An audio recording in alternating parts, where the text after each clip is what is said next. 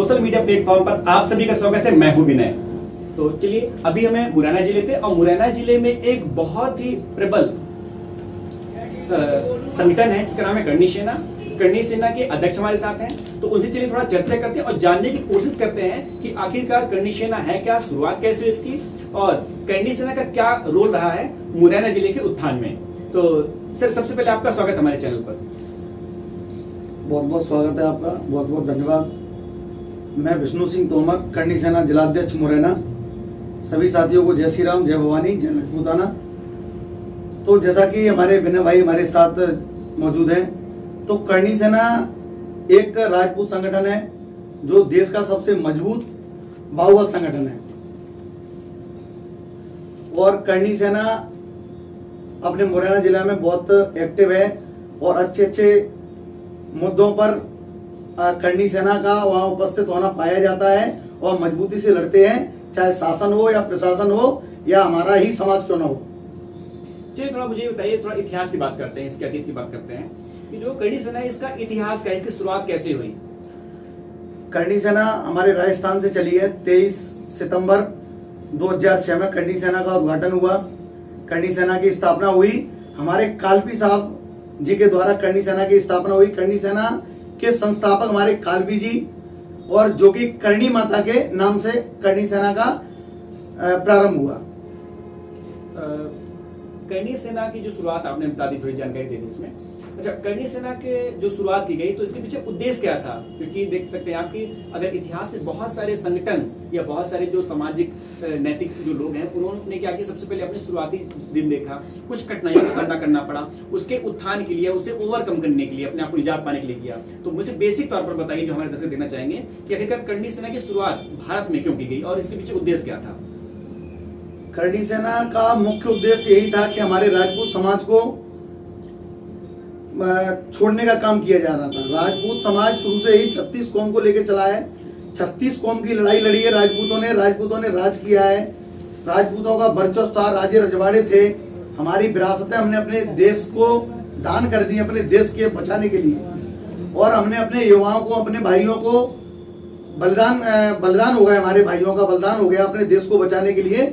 और शासन और प्रशासन आज हमें छोड़ने का काम कर रहा है, हमें पूछ नहीं रहा, हमें दबाने का काम कर रहा है। इसलिए करनी सेना का उद्घाटन हुआ, करनी सेना की स्थापना हुई और मजबूती से हम लोग आज तक लड़ रहे हैं। अपने समाज की बात उठाते हैं, साथ साथ 36 कौम के लिए लड़ते हैं। वर्तमान में आप मुरैना जिले में हैं और मुरैना जिले के अध्यक्ष पद पर आप काबिज हैं। तो मुझे बताइए थोड़ा सा कि मुरैना जिले का अध्यक्ष पद आप कब से संभाल रहे हैं? मुरैना जिला का मैं अध्यक्ष हूँ, करीबन मुझे 3 वर्ष हो गए और अच्छे तरीके से जिम्मेदारी से मैं काम कर रहा हूँ। अपने जनता के लिए, अपने समाज हित के लिए काम करता हूँ और समाज को जब भी हमारी जरूरत पड़ती है, आधी रात पे हम समाज के साथ खड़े रहते हैं। अच्छा, क्या होता है कि ये एक सामाजिक संगठन है ना?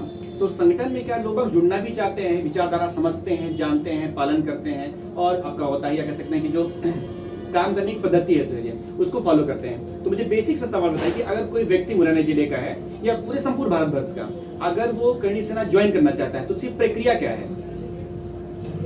करनी सेना हमारे देश का सबसे बड़ा और मजबूत संगठन है और करनी सेना पूरे देश में चल रहा है। और करनी सेना में जुड़ने के लिए हम गांव-गांव, तहसील और जिले में जाके बैठक करते हैं। बैठक के माध्यम से युवाओं को जोड़ते हैं और वरिष्ठ लोगों को जोड़ते हैं, जो मजबूती से हमारे समाज के लिए, हमारे राजपूतों के लिए, हमारे 36 बिरादरी के लिए मजबूती से काम कर सके बिना राजनीतिक प्रभाव के।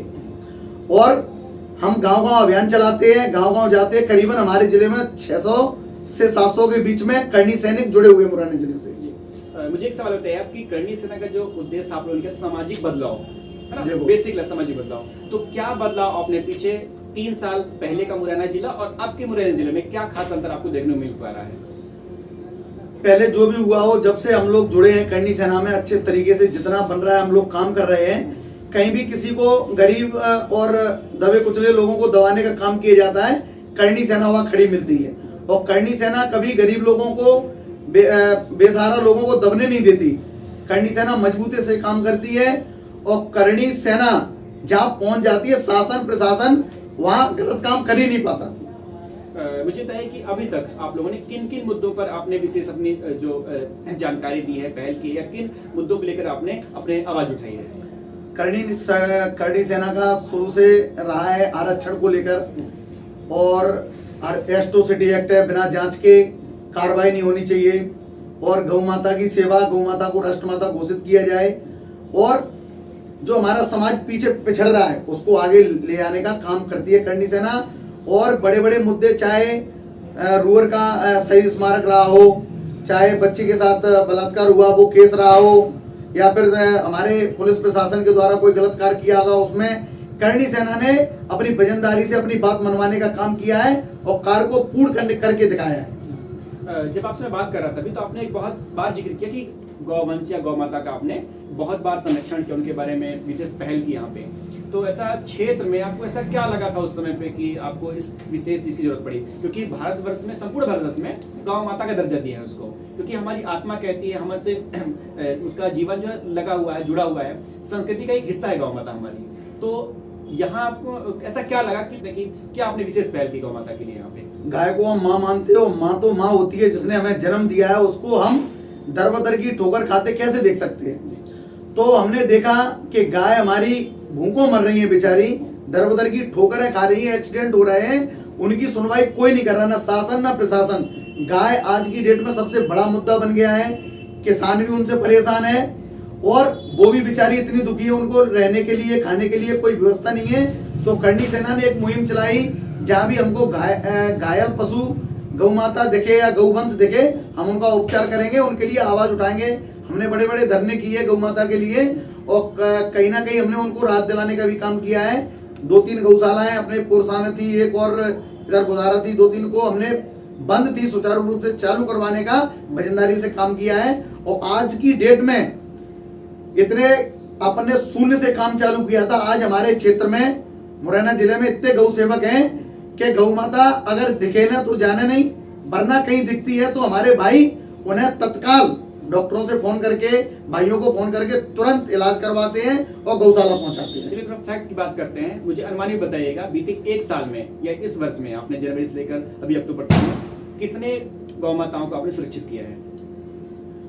तकरीबन, अब ऐसे अनुमान तो नहीं लगा सकते, गिनती तो नहीं करी जाती, करीबन कम से कम 2000 गायों का हमने इलाज किया होगा हमारी टीम ने। और अब तो हमारे सभी भाई कर रहे हैं, बहुत बढ़ चढ़ के कार्य हो रहा है गौ माता को लेकर, क्योंकि गौ माता को राष्ट्रमाता बनाने के लिए हम लोगों ने मांग उठाई है, और हमने बड़े बड़े आंदोलन किए, जैसा जम्बूरी मैदान भोपाल का हो, उसमें भी हमारी मांग थी गौ माता को राष्ट्रमाता बनाने की, और इंदौर में भी आंदोलन हुआ था, उसमें भी, और 2-3 जगह राजस्थान में भी। तो गायों को लेकर हम लोग, गाय को माँ कहते हैं, उनके लिए हम अपने प्राणों की आहुति देने के लिए भी तैयार हैं, उनकी सुरक्षा के लिए। अभी मुरैना क्षेत्र में हमें, और मुरैना क्षेत्र का मुझे बताइए कि कौन कौन सी कुरीतियों पर आपको अब काम करना है? मैं कुछ उदाहरण दे सकता हूँ आपको, जैसे कि बाल विवाह हो गया, बाल श्रम हो गया, आपका मृत्यु भोज पर बहुत सारा खर्चा होता है यहाँ पे। तो ऐसे कौन कौन से मुद्दे जिन पर आपको इस क्षेत्र में विशेष तौर पर काम करना बाकी है, या आप काम कर रहे हैं?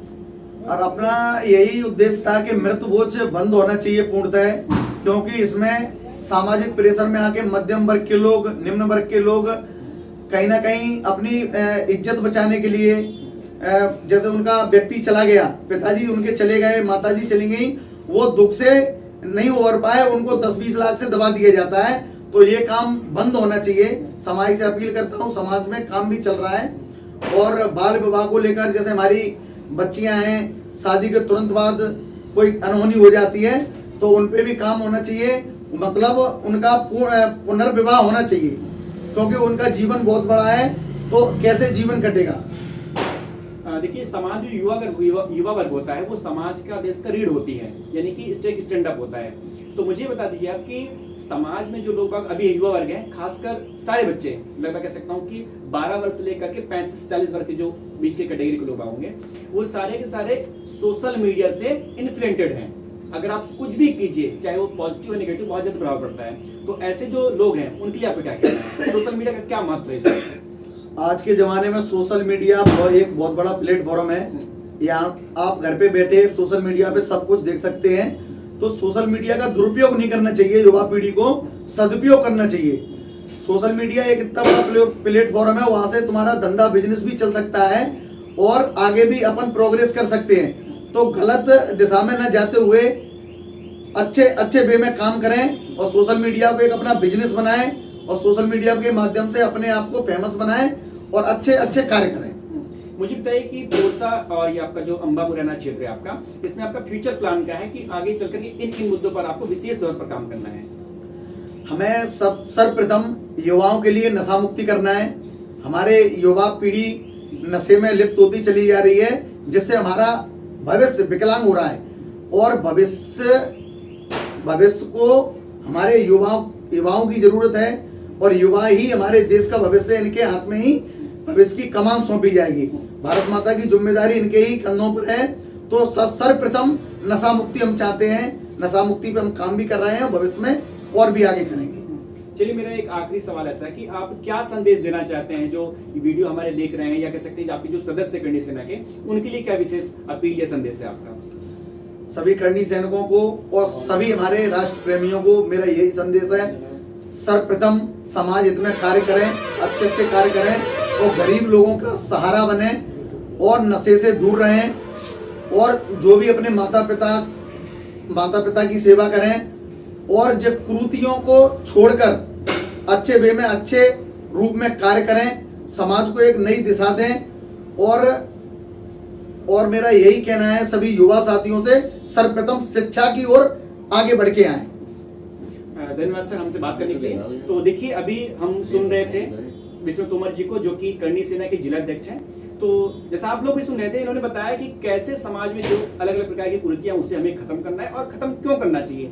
सोशल मीडिया क्या पॉजिटिव यूज है, उसे कैसे हम करके अपने सकारात्मक बदलाव समाज में खुद में ला सकते हैं। और इस पर भी बात हम लोगों ने चर्चा की कि गौ माताओं को क्यों संरक्षित करना चाहिए और कौन से अलग अलग तरीके इस पर हम कर सकते हैं। धन्यवाद आपका।